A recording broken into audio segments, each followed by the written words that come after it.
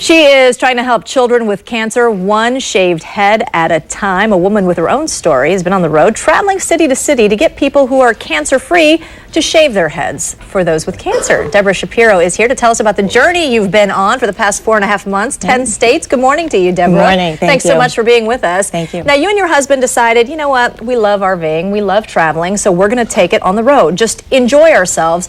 But instead of just having a carefree existence, you're actually doing this on behalf of an organization. Correct. Tell me what that organization is. Well, we've partnered with St. Baldrick's, and they are a nonprofit foundation that raises money for childhood cancer research. And they do it in a fun and I think a very meaningful way, where individuals volunteer to shave their heads to raise money. And this is something that we did as well, and we do it not just to raise the money, but to show our solidarity and our empathy for the kids who are going through treatment and lose their hair as well. What a wonderful way to give back. Here is a child who decided to shave his head as well, and we've got some other pictures from St. Baldrick's Foundation website. So when they shave their head, how does it work? Do they make the donation, or do their friends and family make donations on their behalf? Their friends and family, they would, like a walk-a-thon, they would get people to sponsor them, and they'd say, hey, I'm going to shave my head. How much money are you going to give me to do this?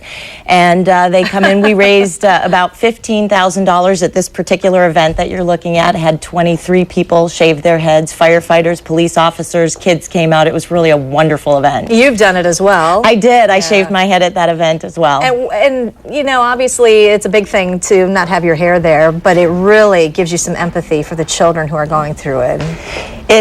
You know, one of the things that I realized, it's a very appearance-conscious world out there, and there have been times that I've had a struggle with how I've looked with my hair being shaved. But there was a gentleman that I had met when I was on the road. He was the father of a child who had cancer, and 6-year-old boy, and he basically said, I would have cut off my left arm if I knew that my child would not have to suffer. And I thought, well, shaving my head is nothing if it's going to make a difference in the life of a child. Boy, doesn't that put it into perspective. It certainly does. You're going to be at Nemours Children's Hospital today at 10 o'clock. We are in Wolfsons. What are you going to be doing there? We are going to be distributing some gingerbread houses and coloring books, and hopefully taking their minds off of where they are. Unfortunately, it would be better if they were around a table at Christmas time, but unfortunately they're in a hospital, so we're going to hopefully be able to bring some good cheer. The local paper did a story about this yesterday, about the children's floor there at Wolfson, and boy, when you see those pictures. Well, thanks so much for being here this morning. Thank you. And if you'd like to make a donation to St. Baldrick's.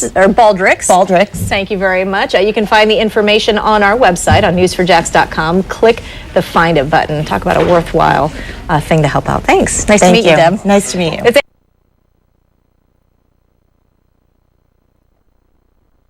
A special kind of tour is stopping by the First Coast to spread holiday cheer and help fight cancer. The SuRVivor Tour's cross-country trek coordinates worldwide head shaving events to support childhood cancer research. And the tour stopped by Nemours Children's Clinic at Wolfsons Children's Hospital to hand out gingerbread houses to kids who have to spend the holidays in the hospital. We've partnered with an organization called St. Baldrick's, and they raise money by individuals shave their heads and get sponsors to do it. And they do it to not only raise money, but also to be in solidarity with the kids who lose their hair during their treatment. The St. Baldrick's Foundation head shaving event raised more than $34 million and shaved more than 46,000 heads.